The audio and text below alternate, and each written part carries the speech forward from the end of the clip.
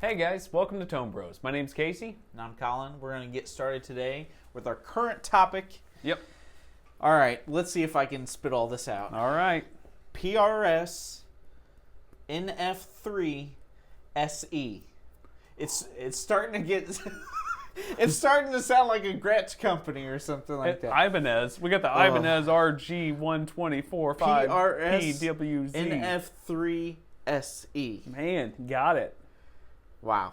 High five, brother. It's a tongue Good twister. job. Say that 5 times fast. No. Anyways, how much is it? Like $800? $800 essentially. All right, this is where I'm trying to understand what's going on with PRS because it looks like a Strat. Yep.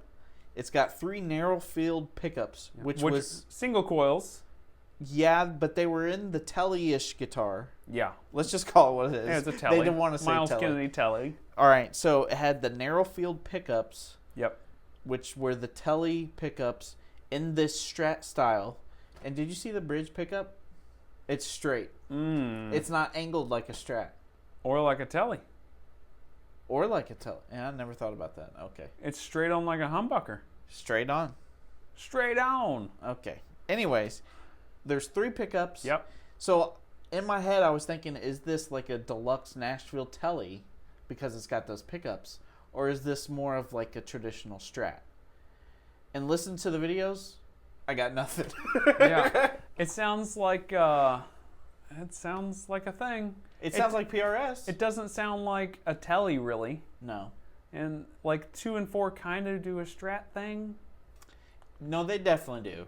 2 and 4. Well, they do that kind of buckety Strat thing, but if you compare it to a Strat, it's like not near as buckety. Or if you compare it to like a Silver Sky even, it's not near as bucketed and kind of Strat sounding in my opinion. To me, it's like a mellow Strat.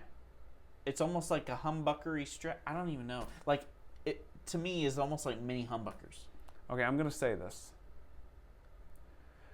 And you might hang me out to dry for this, folks. I'm going to say it. I've liked what PRS has done lately. I've really been impressed. I like the Silver Sky. I like the Silver Sky SE. I like the David Grissom SE. I like this new Miles Kennedy thing. Telly-ish thing. Telly-ish thing. And I even liked they redone the S2s. Right? Yeah, because now they have they changed American humbuckers. That's 5 things in a nitro. row-ish that I like. Right. They've put out banger after banger. Banger after banger. And they put this turd out. Because it sucks. Okay. Paul, don't take him out. That's my brother. Okay. Well, Paul would appreciate me being honest with him. Because he's a pretty, he's a straight shooter. He is. And I'm going to be honest with him if I ever talk to him one day. I never got to meet the guy. But the truth is with it, I think this is the worst thing they've put out in a very long time. I would say this is the most uninterested I've been in a guitar since, probably 5 years ago. It's bad. It's really bad. I don't know what they're shooting for here. Why are they putting this out? I mean, okay, here's my thought process. Okay. This is what makes the most sense. I'd love to hear theirs. Okay. Stop being a jerk, man. Paul Reed Smith makes good stuff. He does. All right, so that's why I'm confused. The Silver Sky kind of started the whole, PRS is making a Strat, right? Yeah. So they're like, maybe we're too close to the original. They put out this Miles Kennedy. Man, this looks a lot like a Telly. We are kind of doing something that's a little closer to a vintage Fender thing. So they're like, you know what? What's going to separate us? Why don't we do this narrow field pickup, kind of have it as a Strat, but we're just going to make them all straight. You think they did that because it's easier to put the pickups in the guitar and it's just more cost effective? No, they definitely done that because Paul's ear. Paul's got a great ear. He does. He doesn't do anything just because it's easier. That's true. Good point. As much as I just kind of bashed a little bit, I do love PRS for the most part, and Paul's stuff is fantastic. You know, he's got a great ear, and all his stuff is done for a reason. My only thing is, I feel like this is the most obscure-ish thing that Paul Reed Smith has done with single coils. Weird. It is, but I think they're trying to get off the the beaten path of vintage stuff. So this is well, if you want single coils with a unique sound, this is what you should get. Because I mean, let's be honest, when you talk about Telly and you talk about Strat, the Strat has the most unique sounds. Yeah. So they wanted to go after, and it's double cutaway, and that's easier for most guitar players to play or to enjoy. So they probably went that Strat shape or the Silver Sky shape, and then kind of went from there. Yeah. So I think they were just trying to get off of the vintage original spec kind of train. Yeah, because honestly, they could have just put narrow field pickups in a Silver Sky and called it a day. Right. It's basically what they did. Yeah, but now the one back I know, bridge pickup's but I mean, straight. Why would that matter? There's got to be a reason. There's got to be a reason. And the Miles Kennedy stuff, is it straight on? You know what I think or is about? it at an angle? I think it's at an angle. Yeah, I think so. I don't remember. You know what makes me think of? What? Hendrix. Yeah. He played the guitar upside down. Yeah. So people swore that when you changed Yeah. the bridge pickup like that, Yep. made it warmer. Yeah. I wonder if he's trying to do that. Well, it does Because make... he's a huge Hendrix fan. Yeah, and it does make sense. I mean, I've seen other people get the pickup that switch that. I think Philip Sace in his Strats, I think he switches it. I think he's got one of those pick guards that has the bridge. You see a lot of flipped the other way. Esquire switch too. Yeah, you do, which makes sense also, right? I've never really played with it a lot. I bet you that's why he did it. Yeah. You know, we started here, Yeah. and now we're kind of here. So I still feel the same. I still feel like it's the dumbest thing PRS has done in a while. I think it's not dumb. I think it is the most unique. Okay.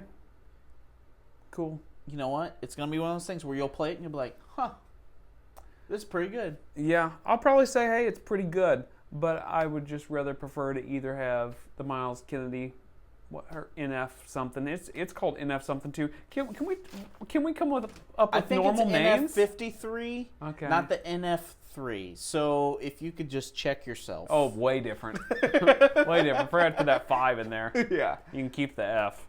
But it's just, I don't know. I don't think it's, maybe I'm wrong. Maybe it's going to be a big hit. But I don't know why anyone would buy it over a Silver Sky. I truly don't think it'll be a big hit, but I think it's unique and it separates them from the pack. Well, you do. That's my thoughts, and You I'm do. sticking to it. Okay, this next one's mine, and I got it. Oh, this is awkward. Yeah. So I want to ask the question, can Marshall make a good amp again? Is Marshall ever going to make another good amp? What are you talking about? So we know Those studios are great. we know the Marshalls of yesteryear. They're all great. Can you stop saying yesteryear? That drives me nuts. Okay, I'll work on it. We know the old Marshalls. Uh-huh. So we've got them and reissues of them, which are great. And then they put out 800s and they put out 900s, which were not great. And then they've put out Come on. JVMs. CC DeVille would disagree about Well, the 900s. They're okay. They're not. I wouldn't say they're great. They're okay. Okay, go on. You've got like the JVMs they come out with here a while back. That was the last good amp, I think, in my opinion, like really good amp they put out that was new and not based on a reissue. They were teasing a little video here like 3 days ago about this new Marshall that's coming out, legendary sounds and all this stuff. I don't know if you saw that. And then No. it popped out today and they like released it the day of the filming anyway. And it's a Mark II Studio JTM head, 100th anniversary. And it's like, it's a different color and it comes with a special Celestian, them and Celestian, I guess, together, 100th anniversary. Comes with a special Celestian speaker that comes in the cab and everything. And it's like $3,000, you know, which... That's expensive. Which, that's cool, but it's just another reissue. I was kind of hoping the teasers was making it kind of look unique at first, and then all of a sudden you could see the light shine over like Mark II or like 100th anniversary or something. I was like, oh, this is going to be some type of classic style Marshall. But other than the JVM they put out here a while back, getting back on the subject, I don't remember the last like unique amp they come out with that was good. Like, what's a new amp they've come out with that's really been any good? Is Marshall ever going to do that, or are they strictly now stuck on like, well, the only good amps Living we're in going the to put out past. with is reissues? So, and that's kind of what the studios are. They're kind of like... They're just reissues. They're just in smaller, smaller wattage. Yeah, it's the same thing. So I don't Um, count the studios in that because we know those are great amps. They are fantastic. And I will say, before those studios, all they had were those reissues of the actual amps. Yeah, like the big ones. Yeah. Are they still selling those MG series? Yeah. It's at least a version of them right now, which is all solid state. That's what I'm saying. Yeah. They're due to do something new with those soon because they've been the same for a long time. You know, I don't know what the market has it in for Marshall. Like, where do they go from here? Do they do modded amps, like EVH style modded Marshall, or do they go like solid state and try to have a really genuine Marshall sound solid state? Like, I don't know where they go. I think they missed the boat years ago. To be honest with you, I think they missed the boat when Eddie was playing all those Marshalls. Why in the world didn't they put a signature Eddie Van Halen amp out? You know, he had those modded Marshalls. The 5150. And be like, hey, let's make you a modded version. Let's take your amp that was modded by Jose and let's make them. They never done like a Mick Mars signature. They never really done hardly any signatures other than like Kerry King and Zakk Wylde and Yngwie, like way later. And they kind of missed the boat and they were just making, you know, pretty much copies of their old Marshalls at that point. So they kind of missed the boat getting on early then. All right, but Eddie's gone, so they're not going to get him. So no, I don't know what they do. Maybe they could come out with some of those like Jose modded Marshalls. You know, kind of like that's what John Suhr I think's coming out with now in a lot of his amps, those like SL68s and stuff. He's putting little switches on there and stuff to mod things. It's essentially what Friedman's doing. Why didn't Marshall do what Friedman was doing years ago? What's Fender doing that's different? Well, I don't think they've put anything super new out recently that's blown my mind. A lot of their stuff is reissues. I think the Supersonic is probably one of the most recent things. Supersonic and a Blues Junior. But a Blues Junior has been going, since the 80s or 90s? I have no idea when the first Blues Junior came out. But yeah, it's been a long time for Fender too. I would say the last good Fender they came out with, now this is good in air quotes. I'm definitely doing the air quotes here. Okay. So I'm doing air quotes here because I'm not sure I would call it good. But it was super popular, was that Mustang, like with all the digital effects and stuff in there. Everybody and their brother bought one of those as like a starting guitar player or intermediate guitar player. Yeah. And that was not real recent. So yeah, maybe Fender hasn't put a lot of new stuff. I'm just saying, I don't think it's just Marshall that has stayed stagnant. No, but it's been so long for Marshall. I would say Fender to Marshall.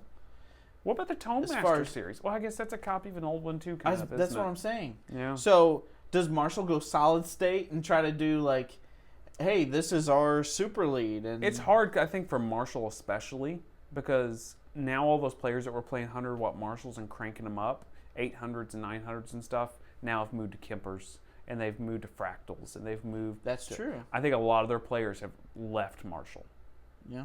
I don't think there's a lot of guys playing them on stages now. So what I'm trying to say is I think that Marshall has a more limited reissue because you've got Super Leads, JTM, you know what they need to do? They need to reissue a super bass. Yeah, a good super bass. They need a super bass. Yeah. I'd be there for that. Yeah, me too. Especially they made a studio series that was smaller. That would be awesome. Yeah. But anyways, they have limited Blues Breakers, stuff like that. Yep. You got for Fender, you've got a Deluxe, a Princeton, a Super, a Twin. You got so many more options. Yeah, I wish Fender would go through and start doing some of their brown face stuff again. Right. Man, I played that Pro Brown Face. You were with me that one time. We played that Pro Brown Face at Carter Vintage, and that thing blew me away. You know what I want them to remake? A blonde Fender Bassman. Yeah, with the presence knob? Yep. That's what I really want. Me too. I'd like to have an old one, but... Yeah. So anyways, but Marshall, I think you're right. I think they missed the boat on a lot of that stuff because everybody who would play a Marshall is playing Kempers and Fractals. Yeah, for the most part now. And, I don't know where they go from here. If they copy Fender. They even lost Slash. No. Yeah, he's playing Magnetone. He's got that Magnetone signature, remember? Oh, yeah. I mean, he's gone... he still have his silver jubilees and all that. Yeah, and I mean, like, Billy Gibbons, like, he's not playing Marshall or anything. There's all these classic guys that you think of when you think of Marshall, and not a lot of them are even playing Marshall anymore. You know who is? Angus Young. Angus Young is, he's playing Wizard. He's half and half. It's half and half. It is half and half. But anyways, we probably need to move on. Yeah, let's move to your gas or pass. My gas or pass. Let's see. What? You're right. Gas or pass? Yeah, gas or totally pass. forgot. Okay. So, JHS and Keeley, once upon a time, Yep. made the steak and eggs pedal. Mm. You got the Keeley compressor, Yep. and you have the JHS Morning Glory. Yep. And I haven't played either one of them. Yeah. But, like, that's their two staples. And each That's of their... kind of the point of the gas or pass. We haven't played it. We Yeah. want to talk about it, right? So, their staples, Yep. you know, the Morning Glory is JHS's staple. Yep. The Keeley compressor, I mean, everybody knows. Clearly their staple. Right. Going for about $300 used. Yep. Are you interested? Nope. Really? Nope. Not interested. I figured you would be. Nope. I'm not interested. I'm interested in both of them separately, but I do not have an interest in putting them together. Why not? I wouldn't use just them and then like a gain stage probably before or after. I don't know. Sometimes dual pedals for me are, I don't like. Because you're, like, stuck with those two right Yeah, next to I each might other. just want one of them. Right. And like depending on my amp, maybe one likes one and not the other. I want to be able to move them in different parts of my signal chain. It's only because you have a compressor aversion. Maybe. Mm-hmm. I've tried to like compressors, and I like them No, kind you of haven't. as like an effect. I like them as an effect. You like the pulp and peel. I own okay. 2 compressors. Right. One of them I didn't even buy. That's true. But I do own 2 compressors. But I don't know. I don't like a lot of dual pedals whenever it's 2 different. Like a dual overdrive, I kind of feel better about. Because that's the same type of pedal. They're both gain stages. Sure.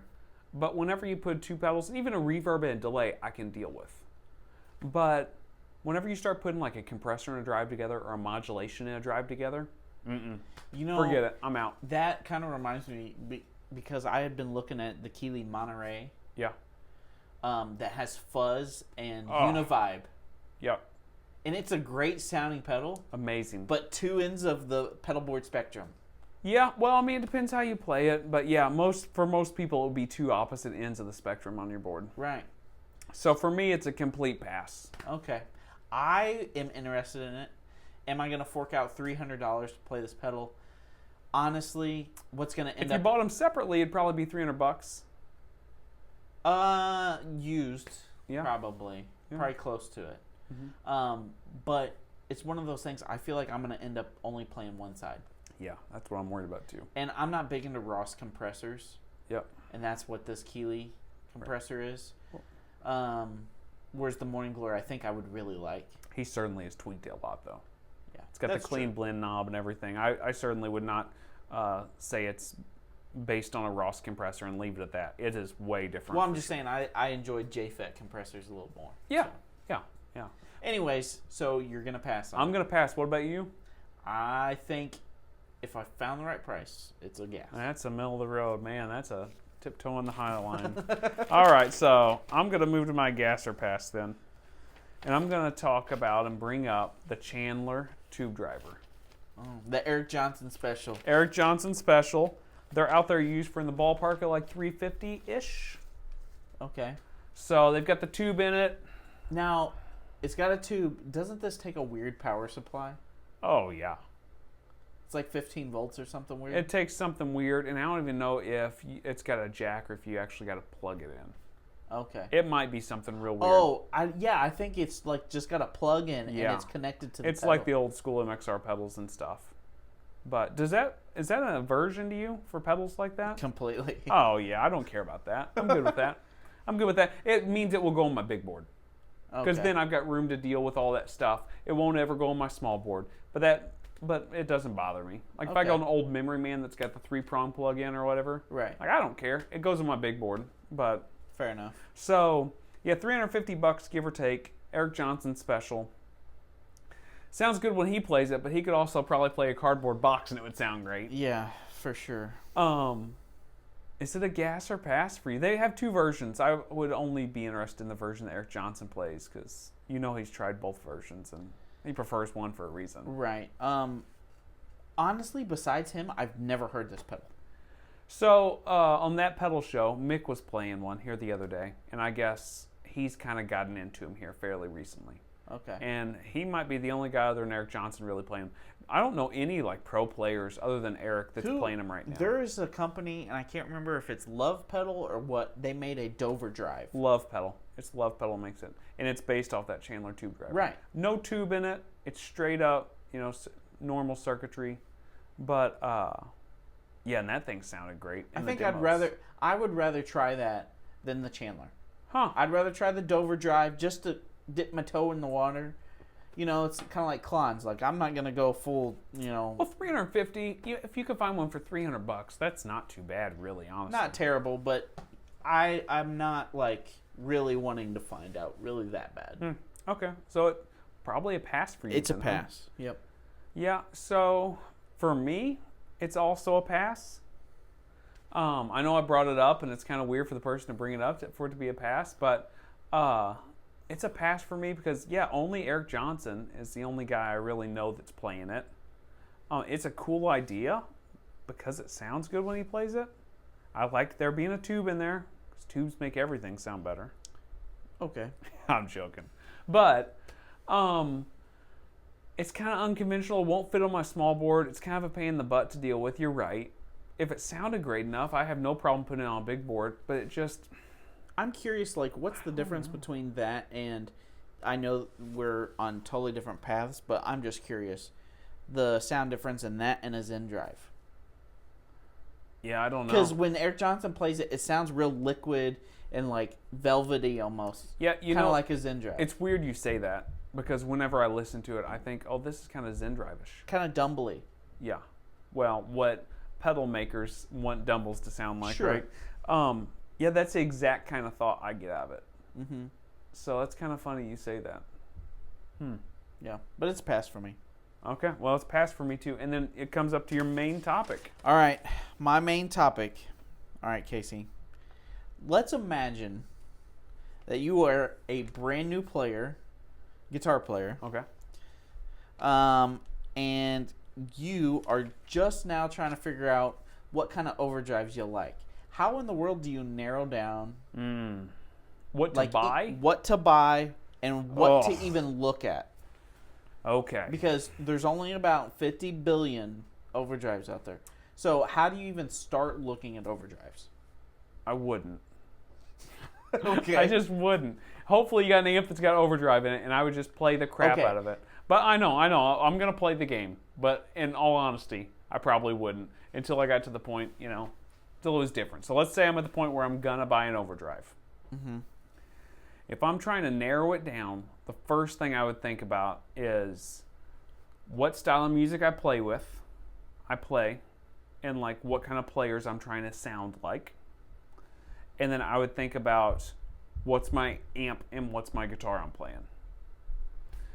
And I would try to narrow it down from there because I was guilty of this for sure when I first started, is just turning up too much gain when I turned overdrive or distortion pedals on. Start with distortion pedals, honestly. Yeah, more the than DS1. DS1, because I thought I needed all that gain. Come to find out years later, like, oh, Angus wasn't using that much gain. Eddie Van Halen wasn't using that much gain. All these different guys. Right. So I would say you don't need as much gain as what you think you need. And I would say take a look at your amp and your guitar and who you're trying to sound like, and probably don't buy the same pedal they've got. So what are you supposed to look at? I would try to look at... If you're not buying the pedal that your hero or that you want to sound like, I would probably that doesn't make sense. I would probably buy an amp in the box pedal. So, if someone's trying to sound like, if they're trying to sound like Joe Satriani, you're not going to buy his pedals? No. Why not? I probably wouldn't buy his pedals. Because his pedals are set up for his rig and the way he plays in his guitars. And most likely, unless you happen to have Joe's rig. That's what I'm saying. What if it's something similar to that? If it's something similar to that, I would be interested in buying a Joe Satriani pedal then. Okay. I would be interested in that if that's the sound I'm going for.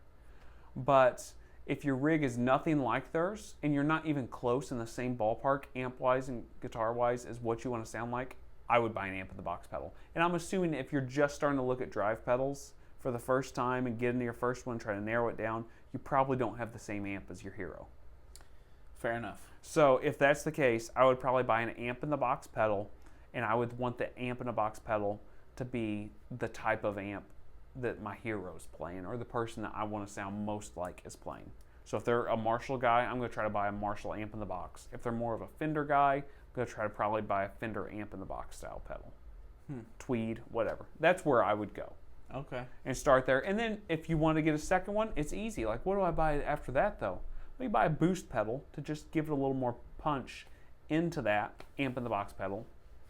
And then, in my opinion, that's a good way to start. What about you? What would you do?